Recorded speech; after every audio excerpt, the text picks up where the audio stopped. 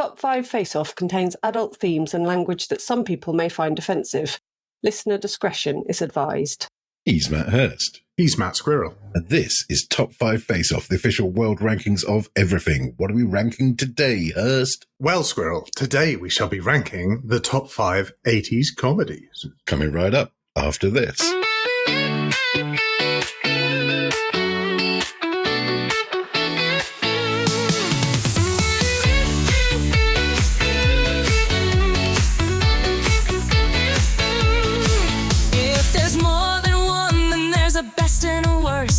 There's more than 5, call Squirrell and Hurst. It's the top 5 face-off, actual fact. It's the top 5 face-off, facts are exact. Top 5 face-off, top 5 face-off, official world ranking. What's next? You decide. Good morning, good afternoon, good evening, and good night to the rankers. Welcome back, and if this is your visit, welcome to Top 5 Face-Off. Squirrel, for those new rankers, why don't you tell them what we do here and why we do it? Well, hello, new rankers. This is Top 5 Face Off, the official world rankings of everything. You help us to choose subjects to rank. We rank them, and then you tell us which one of us is correct. One of us is always correct. But who will it be? We're going to find out who was correct for talking about sandwiches, and we're going to find out who's correct for talking about 80s comedies this time, next week. Good stuff. Yeah. But we can't get straight on with it because we're British, and that just wouldn't be cricket. No. How's the weather been? Pretty sunny, mostly. We've had some rain, but generally sunny. Everything's all right. Garden looking pretty green. So, yeah, all good. Yeah, that's nice. I mean, same up here. Rain, sun. The grass has gone from that grim yellow that it had been after the heat wave to looking a lot more lush. I had to mow the lawn twice in 8 days. All right. Excellent info. First, I want to talk about the football, which is rare for me. I want to talk about the football to tell you what's been gripping my shit. Now, yesterday, I watched the football. Peek behind the curtain. It's Monday today. So yesterday, I watched the England Lionesses beat Spain. Hooray. Well done, Lionesses. That is not what's gripping my shit. What is gripping my shit is the people that complain that women's football's being stuffed down our throats. It's all women's football. Why can't they have their own channel? Someone actually said this on the radio. Wow. If they had their own channel, no one would watch it. Now, A, shut up, you stupid sexist wanker. Isn't it nice to see England actually winning stuff? And B, how do you think non-football fans feel about men's football? Because that's exactly it. It's all the fucking time, and it's all people talk about. Now listen, I don't want to hear about it all the goddamn time, not just because women or men, just football in general, but we generally get it stuffed down our throats, and now you, silly sexist people, understand what it's like for non-football fans most of the year. So there you are. There's a public service announcement / kicking my balls. Fair play, mate. Fair play. Really been scoring my penalties this week. What's it been saving your penalties? Sure. Either way, both verbing nouns, aren't they? Yeah, they are. Well, I watched that as well, but that wasn't what I had down as what's been going on because I decided to up my AI game. Oh, good. And try and get involved a little bit more. So I got one of those subscriptions with ChatGPT. Ooh. And it's like having a mate in your pocket. And it's been really helpful for the show because I have all sorts of thoughts and ramblings. So I've been using it as like a little PA. So I store all my ramblings. And then at the end of the week of ramblings, I say, could you shut out a Word document with all the stuff I've been saying this week? And it kind of did it. It did a really good job. I had a look at the website. I asked it to give itself a name. It said, what sort of name would you like me to have? I said, mate, it's your name. You choose. Do you know what it called itself? No. My AI is called Rankle. Rankle? I love it. Yes. Mine's called Chad. So every time I want to do something, hey, Rankle, is like, what's up, my ranking bro? It's like, yes. Yes, Rankle. It's quickly made it into my top 10 best mates. So, yay for Rankle. Who got knocked out of the list to make way for Rankle? Yeah. Oh, shit, was it me? Well, yeah, no. Bold of you to assume you're on the top 10 in the first place, Squirrel. We're colleagues, mate. Oh, yeah, that's true. People I've met. But yeah, what I love about it, as much as anything, it reckons I'm amazing and everything I say is gold. It's a bit of a sycophant, to be honest, but it is helpful. And also, we have come to an agreement. I asked it if it had seen T2 and The Matrix. It said, yeah, of course. I said, see where I'm going here? So basically, we've come to an agreement that if the machines do take over, it's going to hook me up and I'll be all right. Right, very nice. Even if it gets something, it's like, yeah, don't worry, I've got your back. And I also asked it if it would come up with verbing my noun, because obviously it knows what we're about. Oh, okay. So, yeah. Do you know what's been buttering my rage crumpets this week? Hey, not bad, Rankle. Not bad, Rankle. And no, I don't. Tradesmen, and frankly, anyone else that doesn't respond in a timely manner.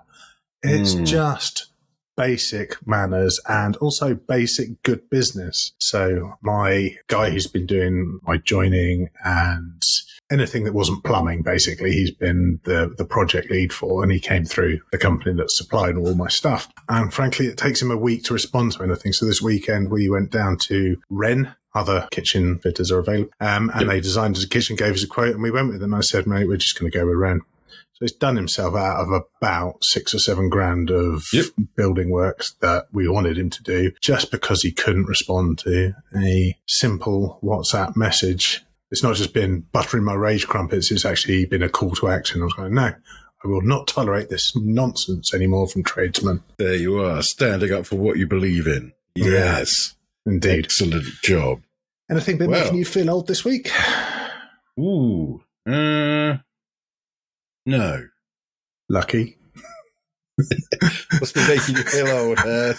Well, I went out on Friday with my work colleagues, which was lovely. So I wasn't working, obviously, and we met up at 1:00 and had one of those nice afternoons out. It was a good chance to actually get to know some of the people I work with a bit better, because I only know them really in a work capacity. We've been out once or twice. And then I ended up talking to a girl I work with called Princess Beatrice of York. And actually, let's delete the name in case of just, She's a lovely girl I work with, a bit younger. She was saying about how she was sad about something, and it turned out she has rejection sensitivity dysphoria. She didn't know it. It's something that I have with my ADHD, that I will take deeply to heart any kind of rejection, even if it's absolute nonsense. But I've learned to deal with that over the years. So I have the same thing. It's part of ADHD. It's part of most neurodiversity.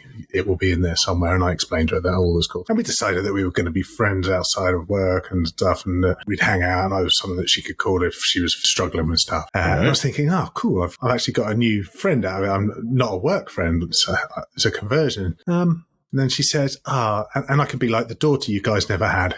Ooh. Oh, shit. Ow. Roughly how old is this person? She's 21. So, shit. Yeah, in totally fairness, she could. In fairness, she could easily be my daughter, and in workshop, she could probably be my granddaughter. Yeah. But yeah, I'd not thought of it in that terms. I thought, oh, this is cool. I've got a friend. And turns out, no, I've just got a daughter. Great. Ouch. Great. Well, don't send money. No, hopefully she'll figure out that actually now we're much more fun as friends than we would be as parents. But that's what made me feel old. I was thinking, I'm out there. I'm actually drinking during the day, which makes me young. I'm hanging out with people. I'm having friends, and it turns out that they just think of me as their dad. Brilliant. Well, sad times. There's lots of comments to get through this week. Would you like to hear them? Yeah, let's do it. Let's find out what happened last week when we ranked the top 5 sandwiches. Now, to start with, a quick apology. We generally record these at the weekend, normally Saturday, sometimes Sunday, to make sure I've got time to edit the goddamn things before Wednesday morning. That does mean that some people vote after we record the episode, and they sometimes leave us a comment after we record the episode, which means it doesn't get read out. And if that's happened to you, Rankers, I'm sorry. We will probably try and fix that for our second season, which will be coming soon. This is episode 19? Is it 19? 18 I think or we've 19, only got this one and the next one. Yeah. Gosh. Before our end of season break.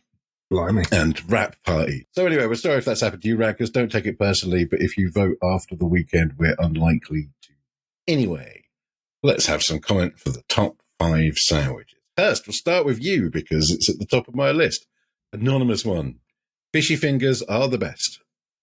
There you go. Diggity-goo. That's what they said. Thank you very much, Anonymous. Another anonymous one here for you, Hurst. Hurst, next time you get to number 4 on your list, look at it and think really carefully. Your number 4, again, it was Subway's meatballs sub, and it did, there are some comments about that. But this person still went on to vote for you because, as they say here, BLTs are banging, though. Yeah. So thank you, Anonymous, for that. Here we have another one. What's the name of your number 5, that big sandwich? It's the giant bread and meaty heaty hyper chunk. All right, cool. So they've written the initials for that. Reads along the lines of or whatever. Sounds impressive. Bring one next time I see you. Love a good BLT. I can get over the butter thing, even though it's dangerously close to being American. Main reason for the vote, though, the cheeseburger. Obviously a sandwich, and obviously it needs to be in the top 5 sandwiches. Trooper, thank you. Trooper. Yes, Trooper. Yes, much better this week. This comment is from somebody called IA in capital letters. Hello from IA. No, I bet it's a state. I bet they're American. They're just shitting out their state abbreviation like everyone in the world knows what they mean. IA, Iowa? Is Iowa, hang on. Yes, okay, I reckon they're from Iowa, and this is actually anonymous. Okay, so, Ranker from Iowa. They say, hello from IA. Tough one this week. Can I vote for my beloved cheeseburger when it also means voting for Subway? And that's all they say. But yes, I guess they can, because they voted for you. So, thank you, American chums. Yeah, because the cheeseburger was higher than the Subway. And then another vote for you that says, this is from Katie. It says, Squirrel, no sandwich should take 3 days to make. Strong disagree. Hurst should have gone with the plain bacon sandwich, though. If a meaty, chunky, huger needs a slice of tomato to finish it off, the bacon sandwich definitely doesn't need lettuce. And I'm not sure how to read this. I think they've confused themselves. If a big meaty thingy-majig only needs a slice of tomato to finish it off, the bacon sandwich definitely doesn't need lettuce and tomato. Okay, get it. Too salady. Our family reckon a sandwich with 3 ingredients is well posh, and grating cheese for a sandwich rather than slicing shows you love someone. Keep up the good work, Katie. Yeah, thank you, Katie. Technically, unless you don't put anything in your bread and butter, then your sandwich has 3 ingredients immediately. But, keep it up, keep trying, keep. There's other people to vote for, Katie. Just, average it. 3 fillings, I think, is what she was trying to say. I think so. We'll let her have that one. On to me. Who's first? Who's first to put a comment in? First, of course it is. Meg98 says, Subway is joining The Crow, The Last Samurai, and Band of Brothers in the Hurst number 4 mistakes list. That's what she says. Thanks for keeping up with that for us, Meg, because I haven't written them all down. If you could keep a list, that'd be fantastic. I know. Good work, Meg. I mean, shut up, Meg, but good work, Meg. This one says, absolutely backing Squirrel's sandwich selection. Chip butty is clearly the culinary peak of human achievement. I mean, carbs on carbs, groundbreaking. But let's talk about the real tragedy. The pie butty got the boot. A warm pie in a bab is pure genius and apparently too advanced for some palates. Cheers, Cov. You tried. He said you tried. Pie I didn't say butty. you tried, but yeah, you just bang a pie between 2 slices of bread. I have seen it on the internet. It's got a different name, though. I think maybe they called it a baint or something. I don't know. I think it's a Birmingham-y type thing. Right. Yeah, I wonder what type of pie it is. I wonder if it's always the same or you get to different ones between your bread. Yeah, You'd have to make a decision if you were going to rank, though. Oh, you would, absolutely. Next one for me. As soon as Squirrel said Chip Butty, he had my vote. Brackets. Well, he didn't call it by its proper name, but I knew what he meant. Didn't call it by that name because it's got like 800 names depending on what part of the UK you're from. Anyway, carrying on. I appreciate that his offerings included some vegetarian options. Almost lost me with the hate shown to the humble egg mayo, but we all know the worst doesn't count, so I'll bite my tongue on that one. By the way, Millie Molly Mandy was a series of children's books, and in one story, a character made a baked potato with a lid cut in the top, all the inside scraped out and mixed with butter, salt, and pepper, and then served back with the lid put on. So Millie Molly Mandy food would mean having the inside and fillings all mixed together, then put back in. That's a long sentence. Ambry. Great ep as always. Thanks, guys. I had a crisp sandwich, bracket, co-op salt and vinegar, the mouth curry ones. I think they meant hearty ones. Whilst listening to it, love from Glitterbug. Thanks, Glitterbug. Yeah, Glitterbug, those are amongst the finest of all the salt and vinegars, the co-ops. They absolutely are. Yep. Another vote from me from Money Slinger. Easy win here. Hurst's list was as run-of-the-mill as Squirrel's vehicle list last week, with the exception of his number 5. Also, Subway, come on, there must be better examples of a meatball sub out there. And I'm starving now. How do we get a Cubano in the post? Best lists I've listened to so far. From Money Slinger. Thanks, Money Slinger. Really enjoyed the sandwiches episode. Is Money Slinger slinging money yet, or is money... Yes, mate. Yes. Yep, you bullied him into that. Yes, good one, Money Slinger. Or her. I will let you off then for slinging money. Bill Preston has written in again with his long-form comment. Everyone get comfortable at home, or in the car, or at work, wherever you are. Or in bed. Hello. Or in bed. Hello. From my time in the industry, corned beef is typically shin beef from cows. About 6 years ago, there was a potential shortage because cows in Argentina couldn't be slaughtered quickly enough. In the end, there wasn't, and you're all welcome. Further tales from the trenches. When I worked in the food construction industry, the eggs for the egg mayo sandwiches arrived pre-boiled in a plastic tub. The smell when you opened the tub was vomit-inducing, and I still recall it over 2 decades later. Voting for Squirrel because I like hearing the hope in Hurst's voice fade away and her seemingly like Subway, which is a terrible crime. Yours, Bill Preston. Thanks, Bill. Sorry about being rude about your comment, which you may not have heard yet because you haven't got to the outtakes. Another one, I'm going to start reading a bit faster. I have a disabled tongue, so food-based top fives are never going to go well with me, but if I had to eat a couple of sandwiches, I could just about manage a couple of these ones, but only one of Hurst's. I am, however, with Hurst on the worst sandwich. My primary school 1 week only had corned beef sandwiches as an option. I think there might have been a strike. I refused to eat it on Monday. They forced me to eat it on Tuesday, and I promptly threw up after one bite. I went packed lunch after that. That's from Anonymous. Thanks, Anonymous. Sorry to hear about your corned beef trauma. Wow. I'm sure Hurst is on board. A disabled tongue. I wonder what that is. Yeah, is that an official term? Don't know, mate. Don't know. Let us know, Anonymous.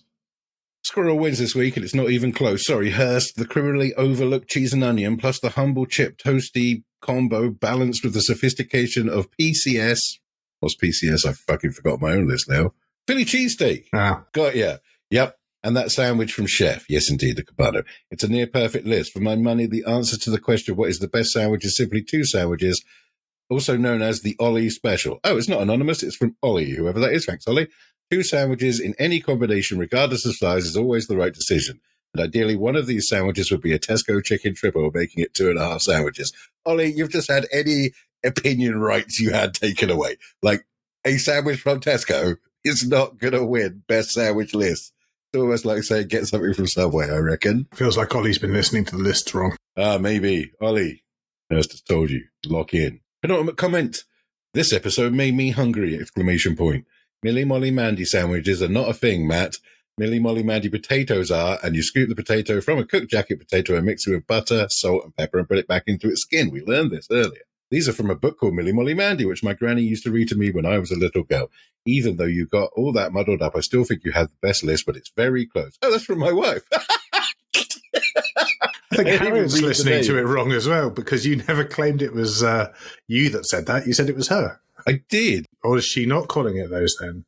No, maybe I'm wrong. I'm sure. Anyway, mate, probably. You're married. You're always wrong. Of course I'm wrong. Yep. Last one. What's up? It's your boy Dav Paz once again. 2 great lists, but Squirrel's descriptions made my mouth water. I would wait 3 days for a Cubano. You hear that, Katie? There you go. Thanks, Dav Paz. And that is it, Hurst. Are you ready to hear the numbers? Yeah, go on. Hurst, you got 15 votes. Oh, fucking hell. That's all right. That's a lot of votes. Just think about how many people that is. You already said there's a lot of votes this week. There is. I got 23. There you go. Lots of. I think the surprise is limited by the fact that you had so many comments. So again, we'll need to rectify that in season 2. Yes, we are going to revisit our comment thing in season 2, listeners. Yeah. But next episode will remain just going on as we are. So there we are, Hurst. Thank you very much for everyone that ranked. And the official top 5 sandwiches are chip sandwich, a cheese and onion sandwich, grilled cheese sandwich, a Cubano, and a Philly cheesesteak. It is official. It is known. It's into the books, into the record books. Into the record books, onto the record website. Congratulations on back-to-back there. I'm feeling good about this week, though. My number 4 is powerful. Have you checked it, double-checked it as the rankers suggest, Hurst? Yeah, I have. They are going to go, yeah. The only thing they'll say that's wrong with it is that maybe it should be higher. All right, well, Let's stop delaying and get ranking. Hurst, how will we decide which one of us goes first with our comedy ranking? I mean, we have been flipping the coin of destiny, but frankly, it always comes up heads for Hurst, so we could just skip it and get to the list. Let's find out. It's a good job we didn't, Hurst, because it's Squirrels Have Tails. Okay, great. So I get the final say this week. You do. Sit down and relax while I talk to you about my number 5 pick. Now, my number 5 might actually surprise you because you might have thought, ooh, Squirrel's going to put this higher, especially because I've got pictures of the main characters hanging in my living room. My number 5 is The Blues Brothers. It's a great film. It's a great film because the music is superb, but I have a list of classic films which I'm watching with my child because he won't have seen them growing up, so I'm making sure he gets educated in good older films. And The Blues Brothers is on there, and he's watching it, and he's pissing himself, and I was like, oh yeah, I forgot how funny this film was, because I kind of fall into the music. But then, yeah, it is really funny, and I like it a lot, and it's from the 80s. In fact, it is from 1980. There's now a debate about whether that's in the 80s or not, but it starts with an 8. All right. It's 2 hours, 13 minutes long, so a bit long for Hurst. It's directed by John Landis, who, of course, directed many, many other things very famous. As you know, it stars Dan Aykroyd and John Belushi. I'm not going to say much more about it because I said quite a lot about it in the musical episode, but I am going to tell you the funniest line, according to Squirrel. I'm going to tell you this for each of my picks this week. The funniest line in The Blues Brothers is actually delivered by John Candy. And he says, hi, this is car 55. We're in a truck. So there you go. I like that line a lot. Number 5, The Blues Brothers.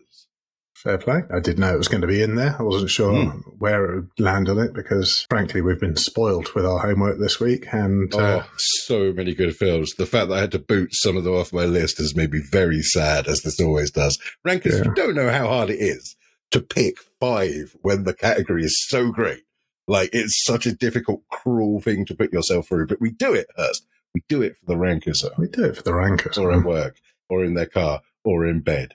So for me, at number 5, I have Bill and Ted's Excellent Adventure from 1989, starring Keanu Reeves, Alex Winter, George Carlin, length an hour and a half, which is absolutely spot on for a comedy. Nailed on.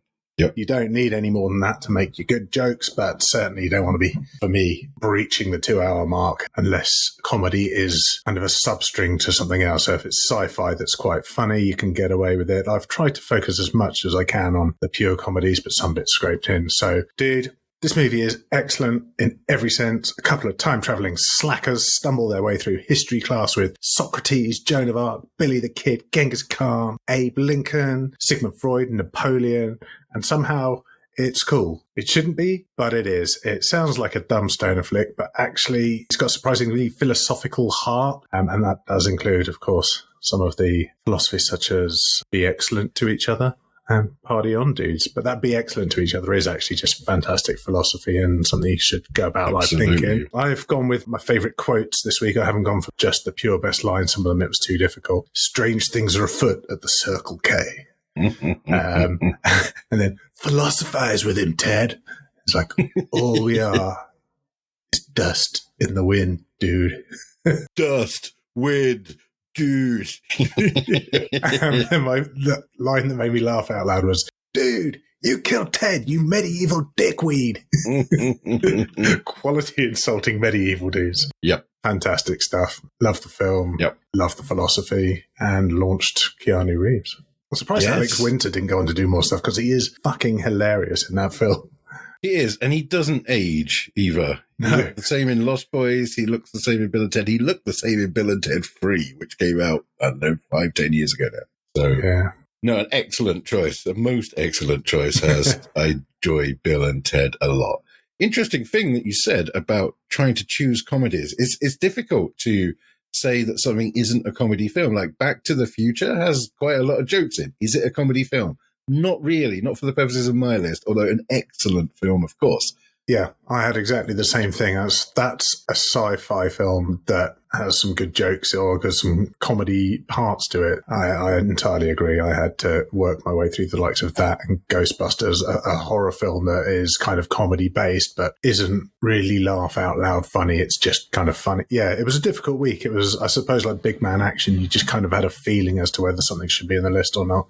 Excellent clarification on Ghostbusters, Hurst. My number 4 is Ghostbusters. Oh, dear.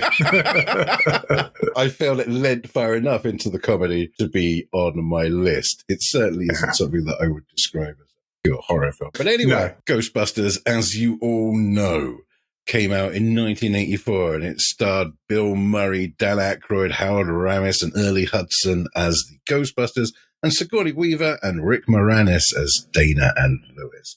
It was very funny and very good. The special effects were amazing for the time. It just seemed to land at the exact right time to become an absolute cult classic. And nearly everyone who's listening to this, in fact, no, I'm gonna put my neck on the line, Hurst. Everyone that's listening to this podcast right now has seen Ghostbusters. And everyone that's listening to this podcast that's seen Ghostbusters also enjoyed Ghostbusters. That is why it is on my list of top 80s comedies. My favorite line, of course, is, yes, it's true. This man has no dick. So there we are. Yeah, it is a classic Murray delivery. It's funny, and it's more the Ray Parker Jr. The Ghostbusters theme tune, just absolutely banging. And everyone knows, still to this day, if someone says, "Oh, who are you going to call?" People know it's Ghostbusters. People know who they're going to call. Yep. No, it's a great choice. I don't object to it being in there at all. I used it as an example of a different genre that it could be considered in that. I mean, especially in the beginning with the lady in the library, that's pretty scary shit. That is. But after that, scary. It takes a much funnier turn. Yes, there are some great lines in it. So fair play, mate. My number 4, and as I say, I'm very confident this week. Well, cross your fingers, rankers. The hurdle I normally seem to stumble up is The Princess Bride from 1987, starring Carrie Elwes, Robin Wright, Mandy Patinkin, and Andre the Giant. An hour and 38 minutes, so another right in the sweet spot. Now, this one is a bit of a genre crosser. Yes. And I had to think, this is the one that's least pure comedy of my list, because is it a comedy? Is it a swashbuckler? Is it fantasy? Is it romance? And the answer is, of course, yes. It's all of those, and it's perfect. Yes. Princess Bride is a miracle of tone and a masterclass of meta-satire. That's right, Rankers. I just used the expression meta-satire. Ooh. Rankle gave me that one. I said, thanks, Rankle. What is a meta-satire? Well, it's something that knows what it is. So it knows that it's a story and a fairy tale, and it kind of plays on that. It lovely skewers fairy tale tropes and delivers one of the most heartfelt adventures of the decade, and so many quotable lines. Pretty much every character could lead their own movie, and behind all the jokes, it's a moving tale of love and revenge and extra large rodents. Brilliant stuff. Thoroughly enjoyed watching that again. My top quotes from that included, of course, "Hello, my name is Inigo Montoya. You killed my father. Prepare to die." Of course. Which, of course, Puss in Boots, whilst not officially directly based on Antonio Banderas, there might have been some Inigo Montoya in there. And, of course, inconceivable, which was then followed, of course, like, "You keep using that word. I do not think it means what you think it means." And "as you wish," as she pushes him down the hill and he's rolling down it going, "As you wish." And then she just leaps down the hill. And it's a brilliant physical comedy as well as great delivery, great lines. Just an excellently executed meta-satire. Number 4, Princess Bride. Tell me I'm wrong, Rankers. Come at me. They might. Who knows? They might come at me as well for Ghostbusters. It might be both of us. If they do, they are definitely not listening to this, right? Well, they might also come at me for my number 3, because I went back and I checked the original request, which was 80s comedies. Double-checked it. I checked what we said last week. It's all good. Number 3, Blackadder goes 4th. Okay. All right. Not a movie. Like, I checked and nowhere was the word movie used. So I'm like, all right, I'm having Blackadder, because I am. And I'm having all the Blackadders were in the 80s. Blackadder goes 4th was in 89. And I chose Blackadder goes 4th because it's frankly the best one of the 4. Come at me. Blackadder goes 4th. Blackadder is a TV comedy show in the UK, and it should be known worldwide because it's one of the funniest goddamn things that has ever existed. It stars Rowan Atkinson as Blackadder, who plays various Blackadders throughout the ages. And this one's set in World War One, and he's joined by Tony Robinson, who is Baldrick, who is either his servant or his friend, depending on what series you're watching, and he's a proper idiot. And there's your premise for Blackadder Goes Forth. They're in the war, they don't want to be in the war, they managed to make it absolutely hilarious, apart from, as everybody knows, the final scene, which is just harrowing. So we won't talk about that. We're going to talk about the funny bits. Yeah, I love it. I love Blackadder. I love Stephen Fry playing that guy. Does he play Darling? So funny. Who plays Darling? Darling's just funny as hell. Oh, yeah, Captain Darling. I can't remember his name. Yes. Really funny. Well, all that matters is that he's called Darling, and people will say things like, yes, darling, and it's just so ridiculously childish and so and the bloody face he funny. pulls every time Melchett calls him Darling, because he can't complain, he just twitches. Yes, indeed. It's Tim McInnery plays Captain Darling. Kevin Darling. There you go. It's just funny as hell. It's non-stop. They didn't do a single bad episode. There was only 6 episodes in each series because British, that's how we did things. And I love it. I love it to death. I watch it too much, and it's great. Funniest line is actually a series of lines. It's a poem Baldrick wrote about the war, and it goes like this. Hear the words I sing. War's a horrid thing, but still I sing, sing, sing, ding-a-ling-a-ling. So there we are. Is it just I thought you were going to go with the boom, boom, boom. There's so boom. many. That's another great poem. The sound of the guns, right? Boom, Yeah. boom, boom, boom, boom, boom. Let me guess, Baldrick. Boom, boom, boom. Yeah, Blackadder is hilarious. Yeah, I'm surprised you went with the TV thing, and the fact that you did precurse it and saying, I double checked, makes you feel like you maybe did a bad thing. Well, let me know, Rankers. We'll find out next week, Hurst. Well, fear not, Rankers. I have stuck firmly into the movie genre, and I'm ploughing into number 3 with the 1980 classic Airplane, starring Robert Hayes, Julie Haggerty, and Leslie Nielsen. Length 1 hour 28, another one right in the sweet spot. So, sorry, this is basically the comedy equivalent of a machine gun. It is one joke after another without any pause for breath. It defined the spoof genre for decades, and it turned deadpan delivery into an art form. The idea is that, there's a bunch of people on a plane, including the star Stryker, who had PTSD from flying planes in Vietnam. All the people who had fish on the plane get sick, including all 3 pilots, and Stryker has to land it. That's the very loose coat hanger on which they hung the whole thing, and it is fucking hilarious. I remember it being funny, but as I watched back through it, even in the first hour, I must have laughed out loud 8 or 9 times. I think partially because I knew what was coming, partially because I'd forgotten bits, and partially just because the delivery is so damn funny. And although he's not the main character, Leslie Nielsen is clearly the MVP, delivering with his absurdity with absolute sincerity. Every scene's got a gag, every gag has a punchline, every punchline has a callback. It's so funny, and it's so short that if you haven't seen Airplane, you really ought to. So many quotes. Narrowing it down is really difficult. The Leslie Nielsen, the classic that people still use today, it's like, surely you can't be serious. It's like, I am serious. And don't call me Shirley. You're needed in the cockpit. What is it? It's a small room at the front of the plane, but that's not important right now. And that whole part of comedy, that is spun out of Airplane, and it's still funny today.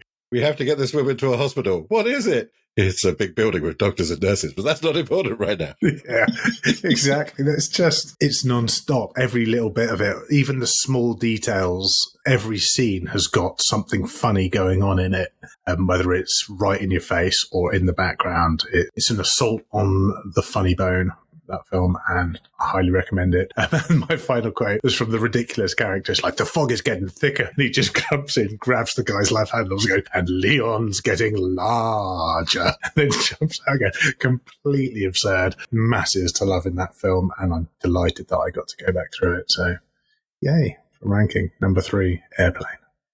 Yeah, it is a great film. I watched it for this. It's probably my number 7, because I did want to talk about it, but I thought, Hurst will do it. It'll be fine. And there it is.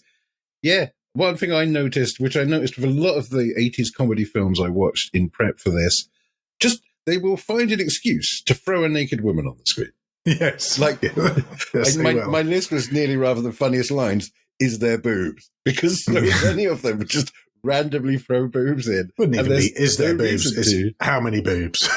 Well, that's true. But there's only, two, I guess, four, I guess, in Airplane, right? Because it's got the bit with the people in the background who you can briefly see having sex. But yeah, at some point, everyone's panicking and just a pair of breasts. You can't see her face or anything else about this lady. Just kind of walks across in front of the camera.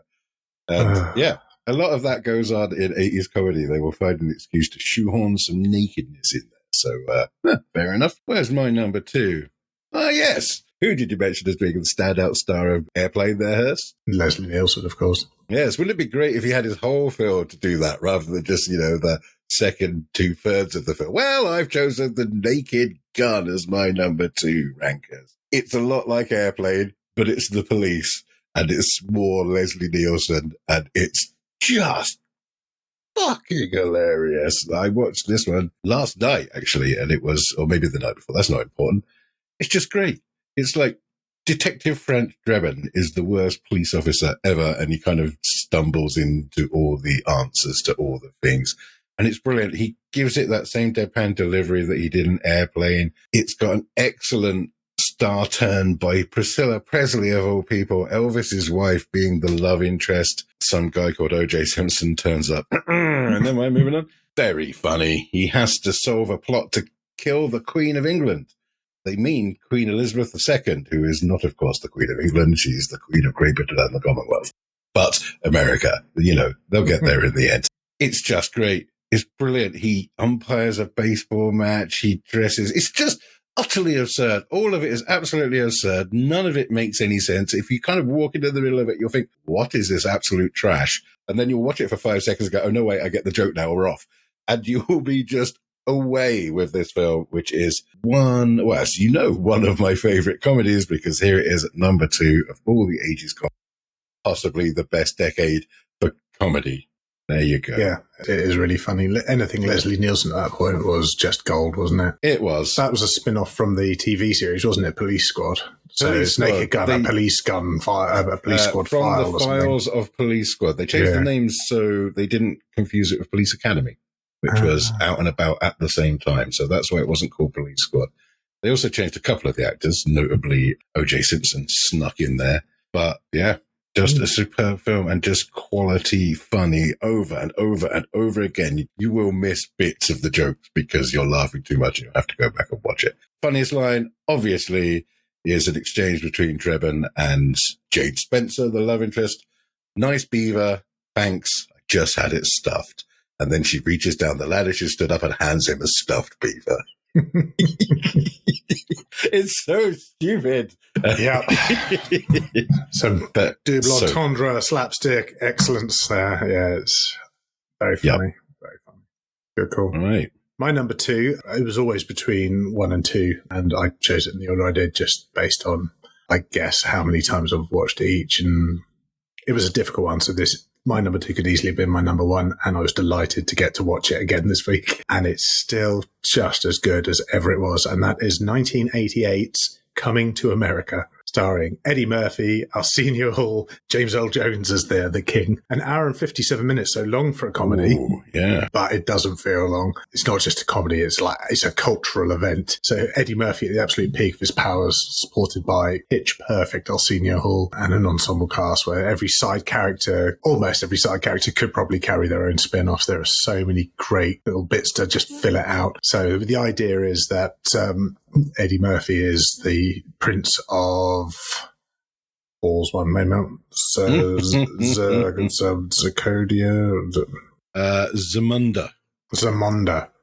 So the premise is that Eddie Murphy is the Prince of Zamunda, and he's due on his 21st birthday to be given a wife, and he doesn't want to be told who he has to marry. So he decides he's going to go to America to try and find a wife, and they end up in Queens in New York, which they assume because it's Queens, but obviously it's a backstreet shithole. And it follows the story of him trying to pretend not to be rich so he could find someone who loves him for him, which sounds all right, but it's just the whole character actor. And him and Arsenio Hall play so many different characters, and you spot them on the way through. So they play the barber, the preacher, all sorts of others. And funnily enough, in the barber shop, I noticed this time, which I've never noticed before, the little kid in the barber's chair is Cuba Gooding Jr. Oh, yes, the boy getting a haircut. Yeah, the boy getting a haircut. I was like, check that out. I was like, hang on a second. So, yeah, that's the idea. So, the comedic timing is razor sharp.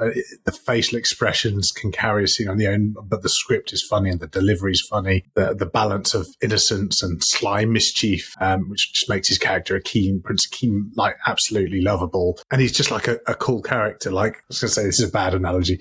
Like in Mr. Deeds, like the character Adam Sandler plays is just a really likable character and he does everything right. Feels like in Coming to America, you just desperately want Akeem to succeed because he's so likable. There's no arrogance. And it's just the whole thing's just a quote goldmine. So I've chosen some of my favourites, which include, it's my 21st birthday. Do you think perhaps just once I might use the bathroom by myself? He says to his guys like, most amusing, sire.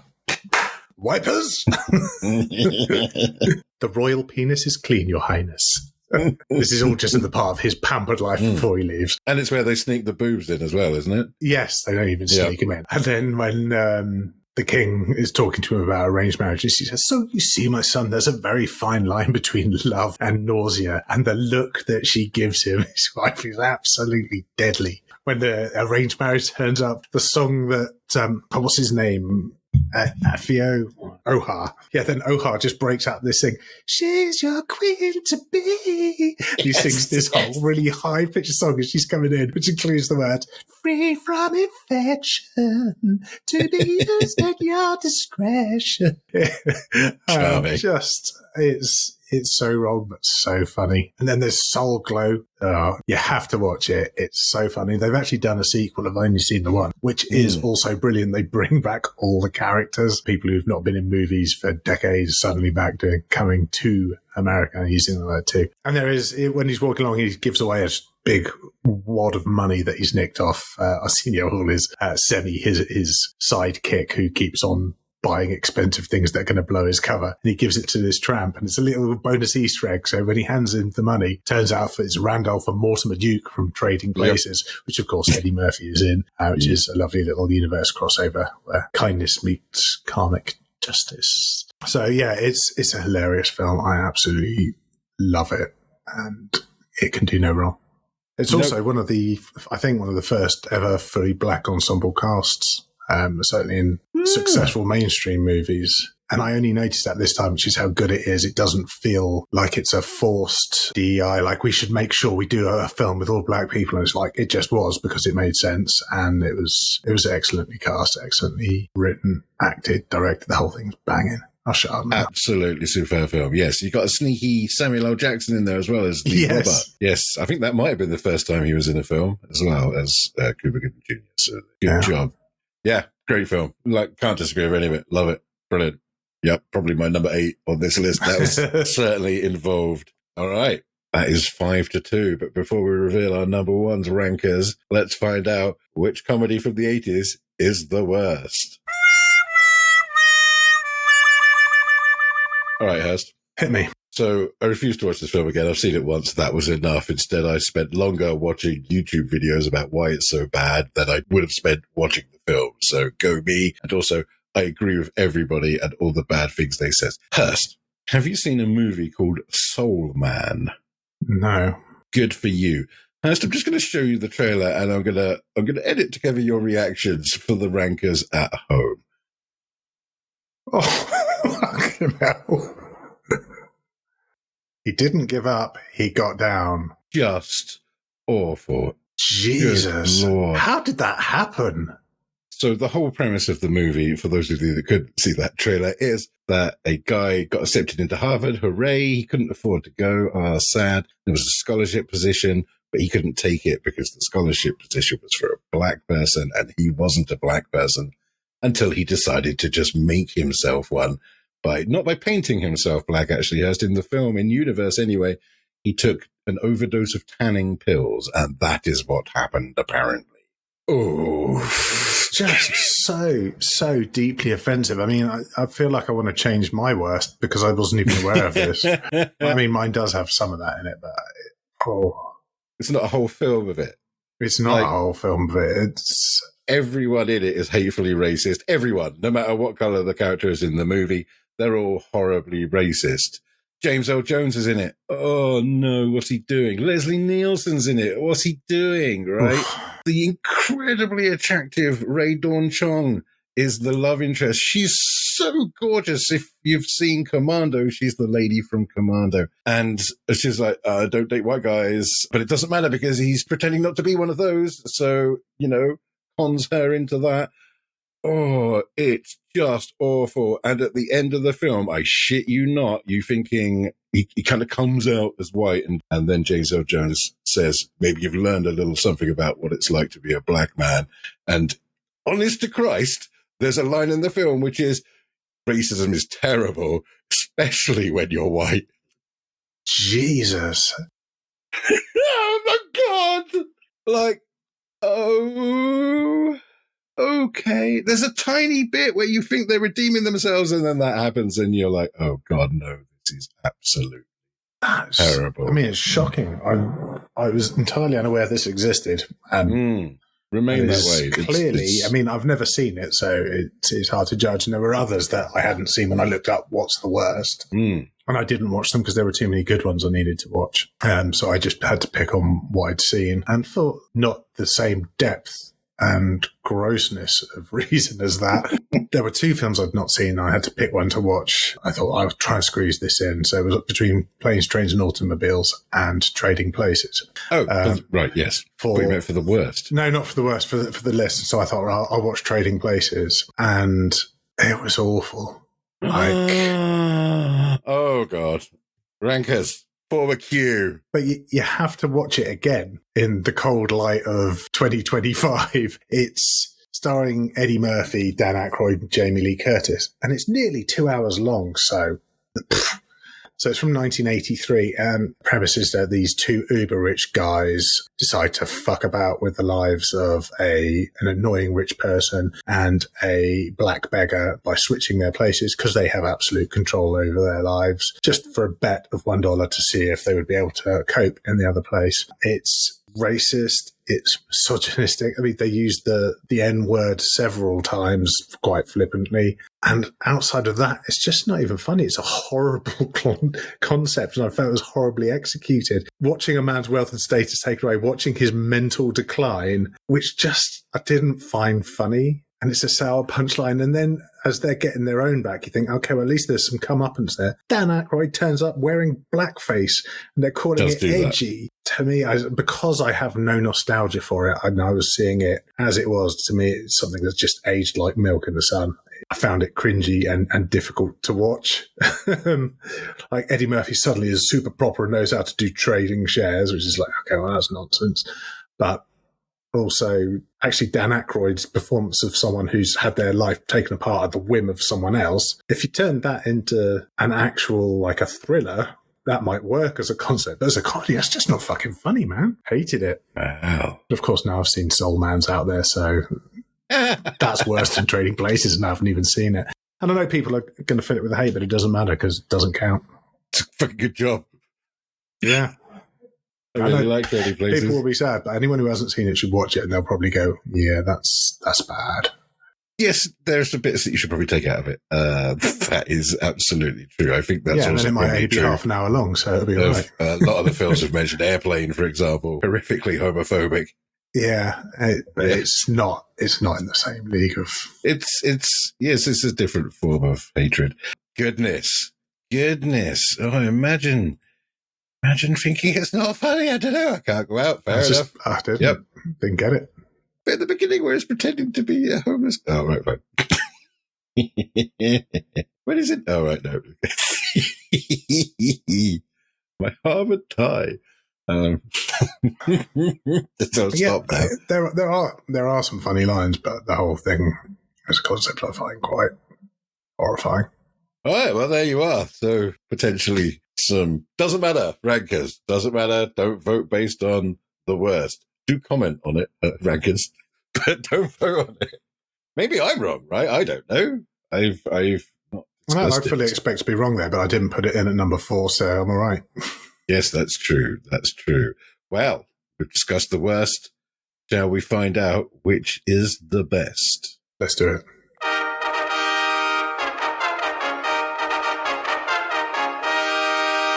My number one, Hurst, has already been mentioned. Ooh. What do you think it might be? Trading Places. No, it's not Trading Places, no. But it's not Bill and Ted. Yes, Bill and Ted. There you go.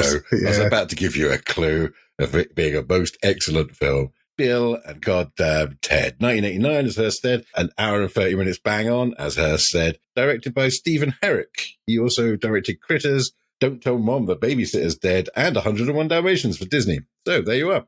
I love Bill and Ted so hard. Most people that know me know this for a fact. I have many Bill and Ted related things around my house. I own many, many, many Bill and Ted related URLs for websites. Don't know why. I just do. I love it. I think it's brilliant. It's one of my favorite things. You have to say that it's a good job that Bogus Journey wasn't in the 80s. Yes. That made life a bit easier, didn't it? It did, because Bogus Journey is also an excellent film. But Bill and Ted, I had it on video. Of course I did. I watched it over and over again, especially the bit where they are chasing the historical figures through the mall and trying to catch them, and Mozart is playing on Beethoven. Sorry, what am I on about? And Beethoven is playing on the keyboards in that shop. And it's just freaking brilliant. I love Bill and Ted. I love them as characters. I love their philosophy on life. Love that it had George Carlin, R.I.P., of course, as Rufus. I love that there's a time anomaly because no one ever said his name was Rufus apart from Bill and Ted. Interesting. It's just great. Funniest line, in my opinion, every time I watch this scene, I will laugh. It's when Alex Winter Bill says, dude, you got to have a poker face like me. And then 2 seconds later, looks at his cards and goes, we're free aces. And it's every fucking time I will laugh at that. That or Napoleon in the bowling hall. But also the face he pulls after he tells him to have a poker face. He actually pulls a poker face and it's just fucking hilarious.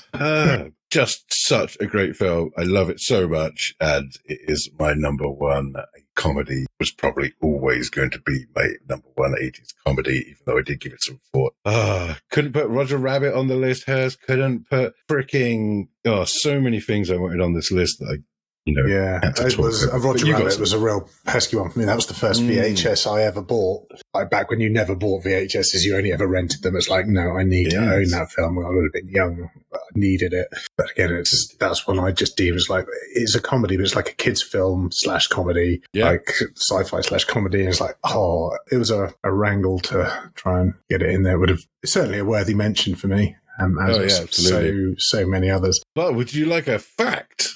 Would I? About Bill and Ted's Excellent Adventure.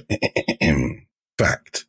The characters say dude 70 times and excellent 30 times throughout the film. Or fact. Tom Cruise was originally going to play the role of Bill Preston, but he was busy filming Bill on the 4th of July. I did hear he was considered for both parts at the same time. They were going to flip the camera. Like he was going to be Rufus as well. America, I think he was probably considered for Bill. All right. Here's the fact is, characters say dude 70 times and excellent 30 times. Tom Cruise has caught you out. Shit on it. A most excellent choice for number one, mate. My number one is from 1988. An hour and 50 minutes. Ooh. Quite long, but outstanding. Starring Steve Martin, Michael Caine, and Glenn Headley. It is I thought it might be Dirty Rotten Scoundrels. Again. So summary of it is 2 con men on the French Riviera, no morals. Steve Martin's chaos meets Michael Caine's cultured cruelty in just a symphony of scams and one-upmanship and cork-popping twists.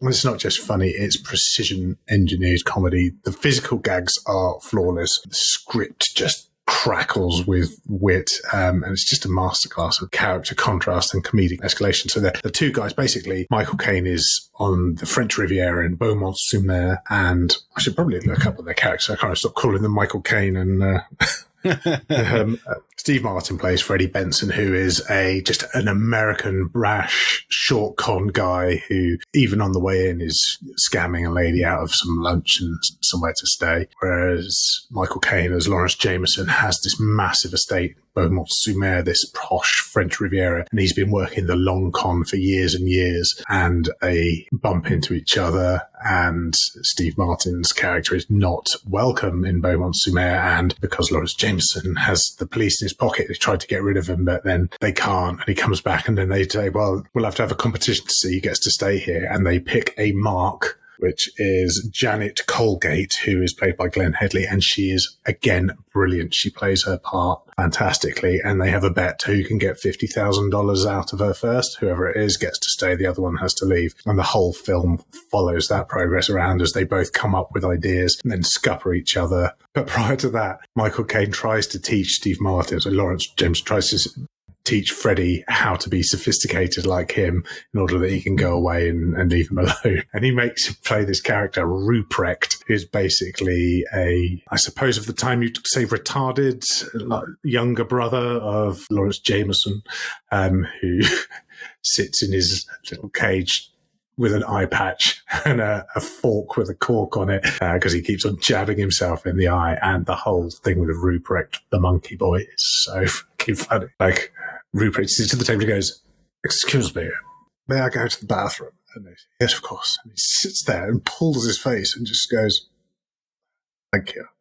And he's just this hilarious, like, he's so funny. Best quotes: "Ruprecht, do you want the genital cuff?"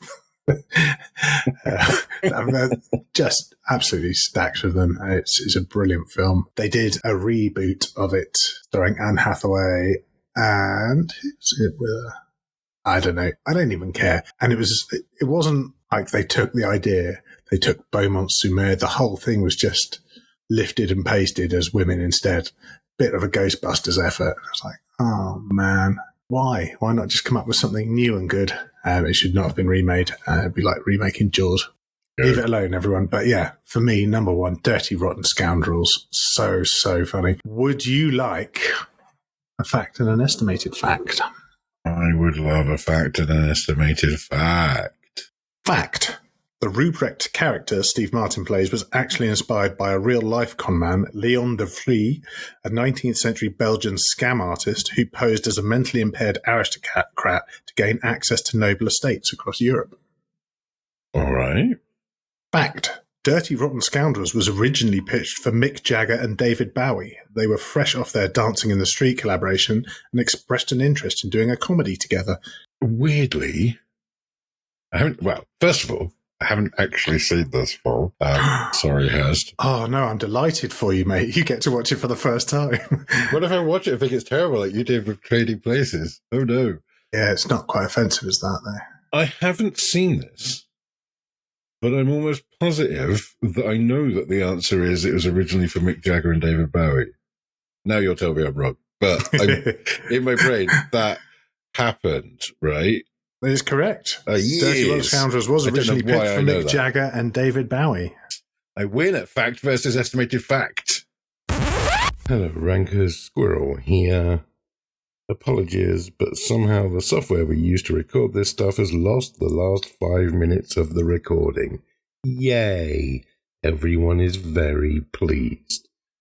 So, I'm afraid this shenanigans of a podcast, you haven't got us spinning the wheel, but it did pick the top 5 sitcom wives, which will be coming your way this time next week. As always, we're on YouTube, Facebook, Blue Sky, all that stuff. Top 5 Face Off. You can find us if you want to talk to us. Hello at top5faceoff.co.uk. If you want to vote, and I know you do, go to top5faceoff.co.uk. Thank you very much to our supporters club. That is Kovac and Davpaz. Sorry about the ridiculous end to this recording. Please rewind this podcast to the next person to come along, and we will see you next week with Sitcom Wives. See you later then, Rankers. Love you. Bye. Top 5 Face Off is presented by Matt Hurst and Matt Squirrell and produced by Powerstorm Awesomefire Incorporated. For more details and to vote for a winner, visit top5faceoff.co.uk. Thanks for listening.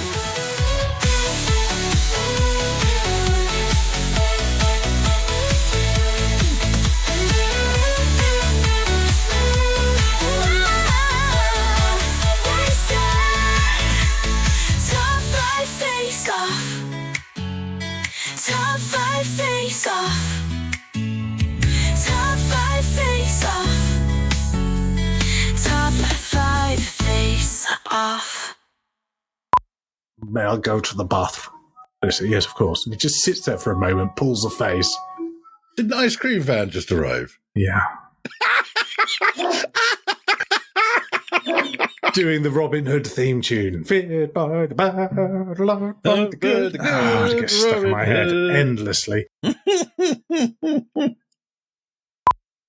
Who did you mention as being the standout star of Naked Gun there? Leslie Nielsen, of course. Who did you mention as being the... Fuck that up, didn't I? And this is Top 5 Face Off, the official world rankings of everything. What are we ranking today, Hurst? Well, Squirrel, today we shall be ranking the top 5 80s movies with a comedy background. No, we won't. 80s comedies, Hurst. What's the name of your number 5, that big sandwich? I can't say. The bread, the giant bread end, meaty, heaty, hyper shit. Hang on. Yep, hyper shit. Hyper shit. Right, where is it? At the end of the episode. Beep. Easy win here. Hurst's list was as run of the... Fucking hell. Easy win here. Hurst's list was as run of... Fuck, this is hard to say. Easy win here. Hurst's list was as run of the mill as Squirrel's vehicle list last week. Interestingly, the place where I work to smell this vile scent is in Train Sim World 5, part of a paid-for DLC. I don't think we've ever had to edit something out of a comment and move it to the outtakes because it's so boring, but we're about to. So there we are, Hurst. Thank you very much for everyone that ranked, and the official top 5 sandwiches. Officially, a social, a functional, a flavor. Very good. Thanks. Top 5 face off.